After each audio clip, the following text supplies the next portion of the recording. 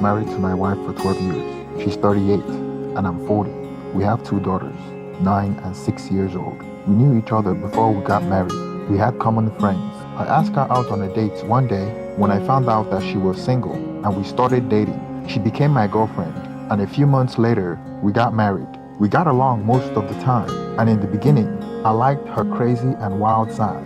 But I thought she drank too much. I didn't see this as much of an issue at first. I was an introvert, so you know how the saying goes, opposite attract. So I thought, here's what I knew a year ago. Our marriage was good, no big issues. The only thing we argued about is me needing to help more with house chores. She always gets too drunk when we are out socially. She eats insanely healthy and exercise every day. Some say too much. I had issues with her girls' night out every weekend. She was missing our daughter's appointments and practices. About a year ago, I noticed that she was having mood swings and would go missing for hours, and I couldn't get in touch with her. When I pressed her on it, she tells me she has been talking to a therapist, that she just needed to talk to someone else. Then a few weeks later, she starts crying and tells me she's bulimic, and she has been since she was 16 years old. She never told anyone.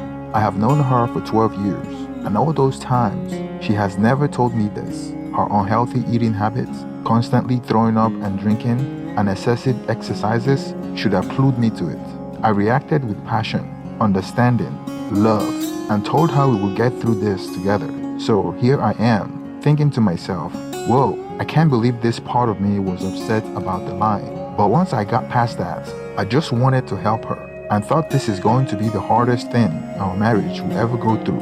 Boy, was I wrong. Then a few months later, we went out, and as she often does, she got a little too drunk. So, as I have done hundreds of times before, I helped her get to bed, and as I was doing that, her phone buzzed. As I was taking it to plug it in one of her night table, I noticed the buzz was a notification from Snapchat, an app I had no idea she was using. For what possible reasons would she be using an app like that? So, naturally, curiosity got the best of me, and I walked downstairs with her phone and began to snoop. Now, this next part is really where I think my understanding and belief in reality was forever altered. I found on her phone that she had been talking to dozens of random guys on Snapchat, sending naked pictures of herself, having conversations, bashing me, getting lots of naked pictures from random guys, insane sexting, and I saw it all. Now, if you're thinking that's horrible, this is where it gets really bad. Within one of the exchange on Snapchat with one of these random guys, she referenced being sexually assaulted at a bar in the last few months. So here I am, my world unraveling in front of my eyes, and I have to wait for the longest hours of my life to talk to her about it because she was so blackout drunk. She wouldn't have been able to have a conversation if I had woken her up when I found it. When she eventually woke up, I had so many questions. Being a good husband and a protector of my loved ones, first of my concern was the sexual assault, and then my questions about cheating on Snapchat. She said the sexual assault happened during a girl's night out, and she was so drunk and didn't have her wits about her, and he was hitting on her throughout the night. And then at the end of the night, she went outside with him. He kissed her, and she told him she just wanted to go home. He promised to drive her home, but instead, he drove her to the parking lot and sexually assaulted her, and then dropped her off at our house. The last thing she remembered was getting in his car. And then the next day, she went to the doctor and got tested, and everything is okay. But she doesn't remember anything about the sexual assault. But she said she had bruises on her arm and was sore, so she knew it happened. Then we talked about the cheating online on Snapchat, and she said that was a result of going crazy after the sexual assault. I bought this, all hook, line, and sinker. I felt there was more to the story, but fell for her crying and didn't want to push her on it. I really thought she was remorseful. I was upset that she couldn't come to me about this. At this point, I felt like I didn't really know my wife. I also felt like it was all my fault. I woke up early the next morning. I contemplated divorcing her, but I am scared to go the divorce route because I live for my kids. I couldn't imagine a world where I wasn't with them every day. I felt trapped, so I decided that we should stay together. And obviously, she would stop the Snapchat thing. For the next month, you would have thought we were just married. So happy, so intimate. Everything was great. Then, not even a month later, boom, it happened again. Like Groundhog Day. I am finding all this Snapchat stuff. She gets drunk. Her phone buzzes with Snapchat notification. I look and find that she never stopped cheating on Snapchat. This is not going to be the same drill as last time. I couldn't take this any longer, as she was passed out drunk on the couch. I was done playing nice, felt like I had been betrayed. So I dragged her out of the couch and carried her to the balcony, laid her on the floor of the balcony in compromising position, and took some pictures of her laying there. This was going to be my evidence when I fight for primary custody of my daughters. I expect that she will not play nice if I try to divorce her, so I need to line my ducks in a row. I couldn't continue to put myself and my kids through this. There were multiple times when she forgot to pick up my kids from school or from practice because she was passed out drunk. I had endured this torture long enough. I am used to the drinking and I have nursed her through many crises. But this Snapchat thing, the affairs, bashing me to strangers, missing my kids' appointments, the multiple girls' night outs, and hours of missing is the last straw. It's about time I come to realize that my sweet wife and mother of my two children's true character is a cheat and a raging alcoholic. She woke up the next morning on the balcony and started banging for me to open the door, waking up the neighbors and the kids. I led her into the house and told her I would be filing for separation. I had evidence of her affair on Snapchat, and she continued her affair with multiple random guys, like nothing happened from the first time I caught her. She started crying, saying it wouldn't happen again. I told her yes, that it wouldn't happen again because me and my kids cannot continue to be ignored. I have evidence to prove that she had been sending nude photos to strange guys on social media and had met them on several occasions. The following day, I went and spoke to a lawyer. I have collected plenty of proof over the years that she's a raging alcoholic and it is harmful to my children. The missed appointments, failing to pick them up from school and practice because she's drunk, or getting hammered by some stranger or whatever. Who knows? I'm going for sole legal and physical custody of my kids. Her mom lives on the outskirts of town and I notified her of everything she had done. Her dad and mom separated a while ago because he was an alcoholic as well. I see the apple doesn't fall far from the tree.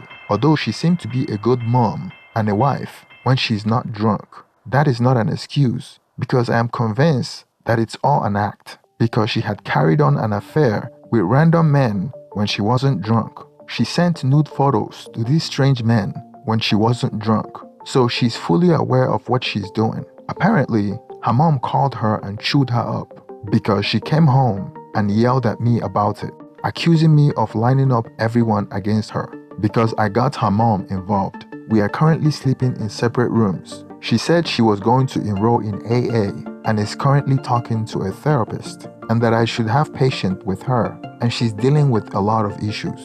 She said that I know that she's bulimic and I can't abandon her now that she needs me the most. I told her that she definitely needs help and she should use this opportunity to get help. And she's not a good influence to my daughters. I reminded her she's following the footsteps of her dad. Why my kids watch it all? I don't want my kids to follow in her footsteps. She deleted Snapchat right in front of me and all her social media, but I wasn't buying it this time. As much as I tried to accept her back, I promised myself to never fall for her crying. What stops her from using a backup phone and using secret messaging apps? I can't continue to play detective. I can't monitor her and raise my kids as well. I can't be the only adult here. It's exhausting. A week later, I followed through with the divorce papers and I served her at home. She refused to sign the divorce papers and told me she would fight me in court all the way. She said that I was abusive to her and the kids and said that if I don't give her a third chance, she would never grant me an amicable divorce. I knew I couldn't fall for her manipulative techniques this time. I am not going to give up because I am not only fighting for myself and freedom, I am fighting for my kids as well. At every moment during this process, I always thought about taking her back. It's an eternal struggle. It's out of character not to forgive her. I never said no to her before, and she knows it. But I have been getting support from sites like this and advice from strangers. I don't trust my instinct. I don't trust my emotions. And as much as I miss my wife and the good moments, I know I have to follow through on this. I have to separate myself and my kids from this. We hired a lawyer, and her lawyer tried to settle out of court. She wanted share custody, 50-50 split of assets, almost like the alcohol and cheating didn't happen. But I declined. I have read so many blog post threads this past week to understand that her behavior is mental and she can easily unwind it. I can't imagine leaving her alone, drunk with my daughters. I don't want to expose them to random men that she'll be hanging around with. I have documented evidence of her mental issues, including putting herself in a position to be allegedly sexually assaulted, bulimic, alcoholism, affairs, nude pictures, text messages. That paints a very bad picture of her. I may have gone a little too far and out of my character to paint her as a bad parent, and I felt bad doing it. It was almost like an out-of-body experience, but I'm done playing nice. All my life I've always played by the rules, and look at where it got me. I have evidence of missed appointments and sworn statements from teachers and practice coaches. In court, she claimed I was abusive to her and my kids, and that all the evidence I have against her was fabricated, but she had no proof. I was hoping that not playing nice would give her the opportunity to seek the help she needed. The judge gave her supervised visitation, made me the primary custodian.